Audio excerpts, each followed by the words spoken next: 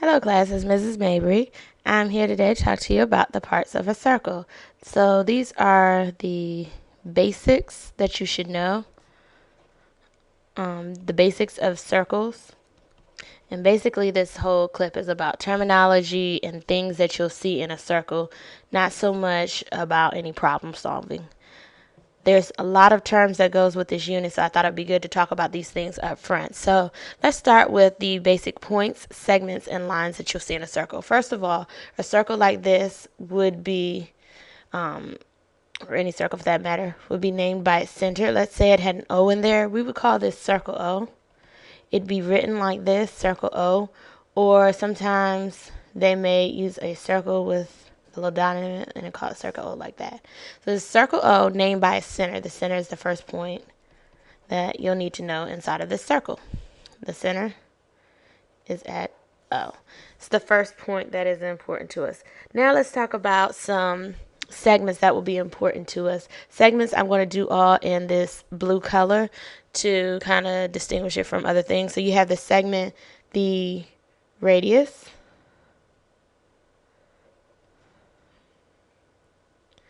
actually, okay, so the radius, which I'll call R, is a segment, radius, and we'll use the letter R to represent it. You know, the radius always goes from the center to the outside of the circle. So the radius can be drawn many different places, not just this one place where I drew it, but it goes from the center to the outside of the circle.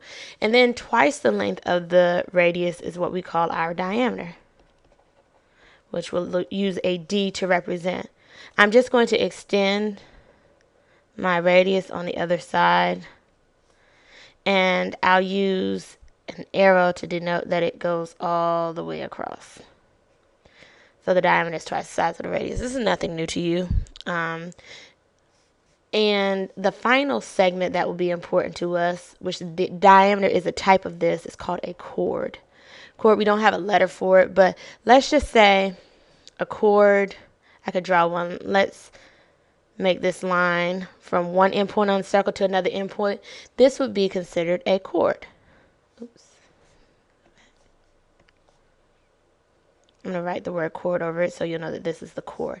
The chord goes from one endpoint on a circle to another endpoint just like the diameter did. So the diameter is actually the biggest chord that you can have in a circle. So we've talked about three types of segments now. And finally, there are two lines that are going to be important to us in any circle. I'm going to pick a different color now. Let's go to green. Let's say if I have a line that goes through the circle in two places like this. It almost appears that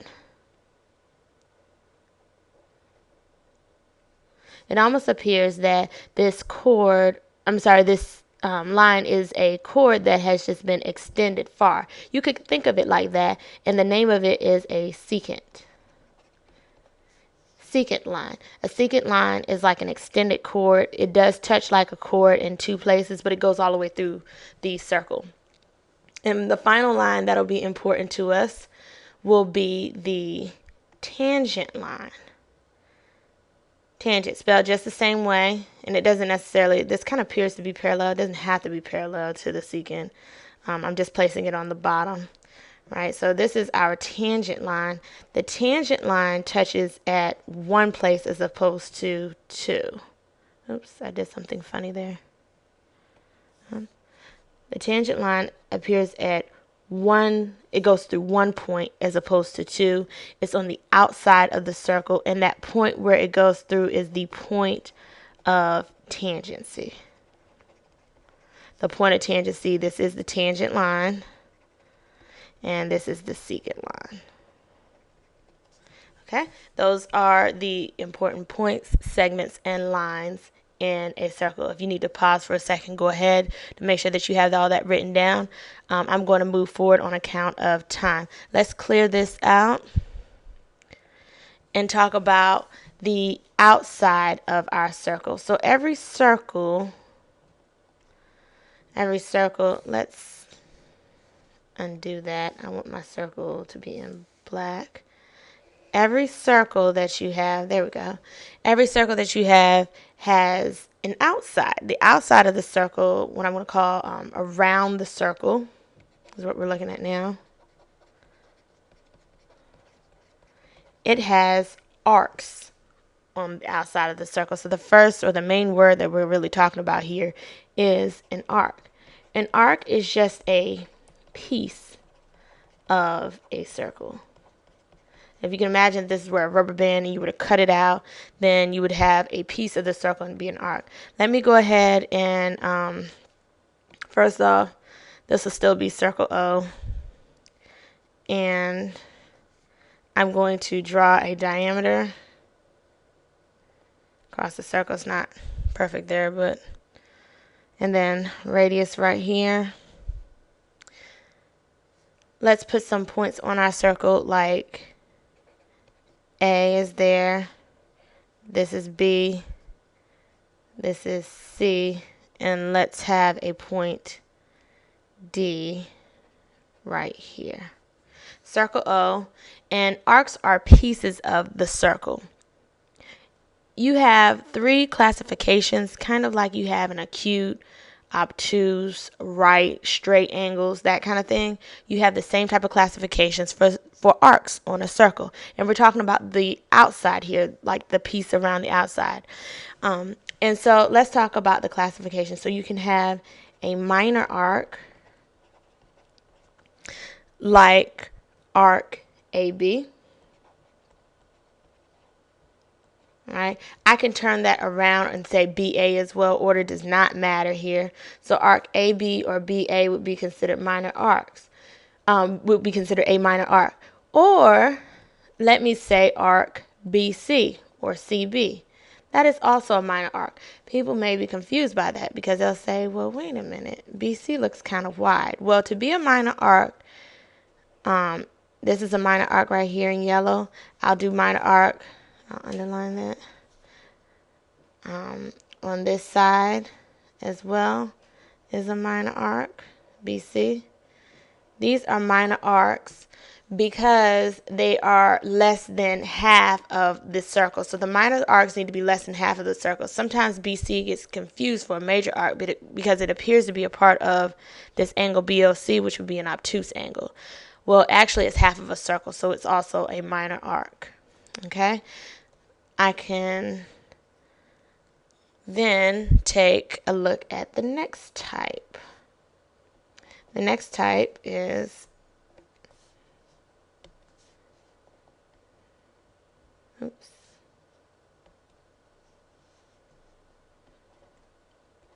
a semicircle.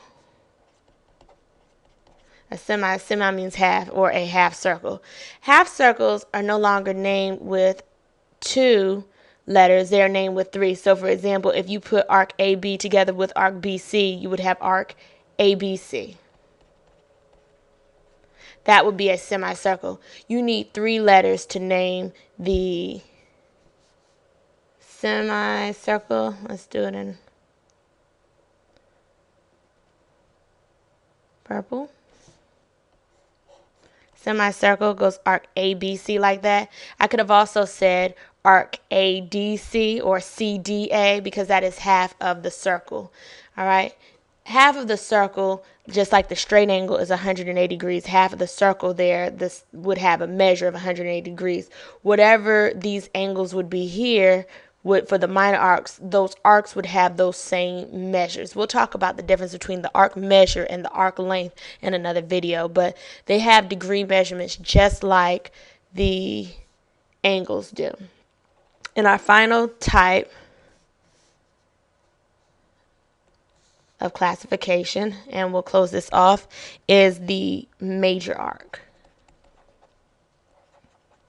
Major arcs are also named with 3 letters. For example, a major arc could be arc BCD or arc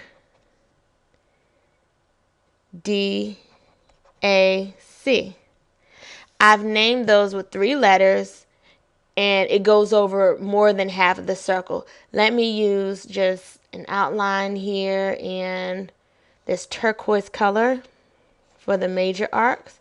The major arc is going to go around, let's do BCD. So from B all the way around, I've gone, that would be about halfway there, but I've gone more than half of a circle. That would be a major arc. So these are the three types of classifications for arcs. Arcs are just pieces of the circle. Okay, there's one more set of basic things that I need to tell you about circles involving angles, and I'm going to put that in another video. I'll see you then.